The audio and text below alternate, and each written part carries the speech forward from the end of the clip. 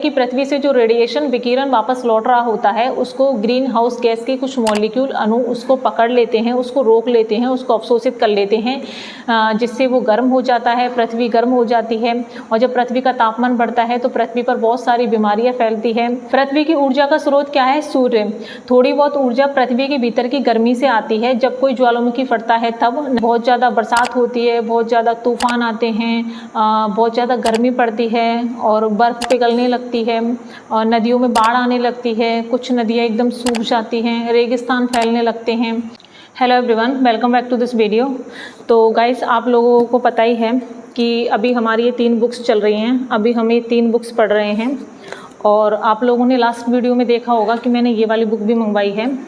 तो पहले तो मैं ये सोच रही थी कि ये 3 बुक्स ही चलने देते हैं और ये वाली बुक हम बाद में स्टार्ट करेंगे, लेकिन फिर मैंने सोचा कि इन बुक्स को ख़त्म होने में भी टाइम लगेगा, क्योंकि अभी इनके 5 चैप्टर हुए हैं और ये वाली बुक में है 19 चैप्टर्स और ये वाली बुक में है 21 चैप्टर्स और ये वाली बुक में है 22 चैप्टर्स।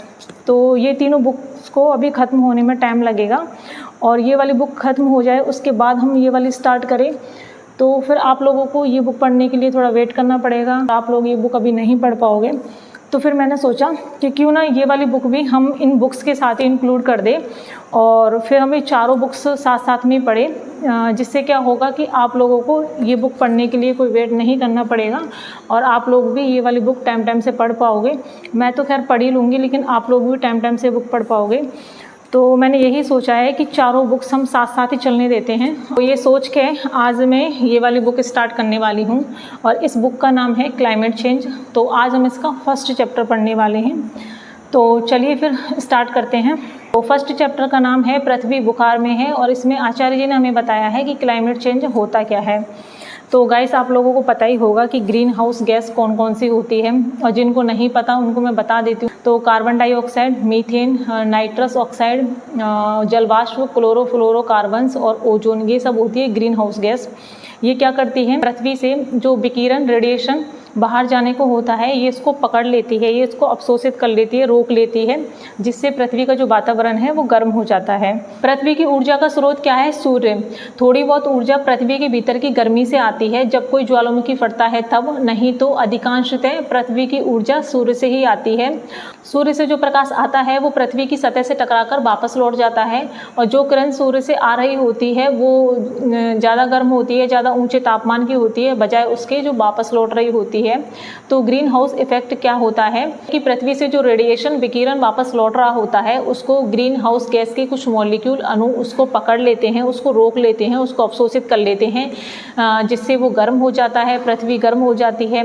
और जब पृथ्वी का तापमान बढ़ता है तो पृथ्वी पर बहुत सारी बीमारियां फैलती है और जब पृथ्वी का तापमान बढ़ता है तो पृथ्वी के वायुमंडल की जो ऊर्जा है वो बढ़ती है। जितना ज़्यादा तापमान बढ़ेगा पृथ्वी का उतना ज़्यादा ऊर्जा बढ़ेगी और ये ऊर्जा कई भागों में अभिव्यक्त होती है, जैसे कि बहुत ज़्यादा बरसात होती है, बहुत ज़्यादा तूफान आते हैं, बहुत ज़्यादा गर्मी पड़ती है और बर्फ़ पिघलने लगती है और नदियों में बाढ़ आने लगती है। कुछ नदियाँ एकदम सूख जाती हैं, रेगिस्तान फैलने लगते हैं और जिन जगहों पर जानवर रह रहे होते हैं उन जगहों का जो तापमान है वो असंतुलित हो जाता है, जिससे उनको वो जगह छोड़नी पड़ती है और इस प्रक्रिया में जानवरों की कई सारी प्रजातियाँ नष्ट हो जाती है। और इसका सबसे ज़्यादा प्रभाव तटीय क्षेत्रों पर पड़ता है। तटीय क्षेत्रों में भारत के कौन कौन से स्टेट आते हैं? जैसे कि महाराष्ट्र, गोवा, गुजरात, कर्नाटक, केरल, तमिलनाडु, आंध्र प्रदेश, ये सब तटीय क्षेत्रों में आते हैं। पश्चिमी बंगाल, तो इन पर सबसे ज़्यादा प्रभाव पड़ता है। और जो कम ऊंचाई के क्षेत्र हैं जैसे द्वीप इत्यादि, इन पर सबसे ज़्यादा प्रभाव पड़ता है और जो द्वीपीय देश ही हैं उनमें से कुछ विलुप्त हो जाते हैं और कई देश है जो छोटे छोटे द्वीप के ही हैं, उनमें से वो पूरा द्वीप ही डूब जाना है तो बचेगा नहीं। और ये सब जो होगा इसके फीडबैक इफेक्ट होते हैं। फीडबैक इफेक्ट क्या होते हैं कि जब वातावरण में ग्रीन हाउस गैस ज़्यादा होगी तो वातावरण का तापमान ज़्यादा होगा और ग्रीन हाउस गैस में एक गैस होती है वाटर वेपर, जलवाष्प। तो गर्म हवा ज़्यादा वाटर वेपर को अपने अंदर समा सकती है। तो जब हवा का तापमान बढ़ेगा तो वाटर वेपर को कैरी करने की उसकी क्षमता भी बढ़ जाएगी। तो वाटर वेपर गर्म हवा में ज़्यादा होगी तो फिर ग्रीन हाउस इफ़ेक्ट भी ज़्यादा होगा। ग्रीन हाउस इफ़ेक्ट ज़्यादा होगा तो गर्म हवा ज़्यादा होगी, गर्म हवा ज़्यादा होगी तो उसमें भाप ज़्यादा होगी, भाप ज़्यादा होगी तो ग्रीन हाउस इफ़ेक्ट ज़्यादा होगा। तो ये फीडबैक साइकिल है जो एक बार शुरू हो गया तो कोई नहीं जानता कि ये कहाँ जाकर रुकेगा।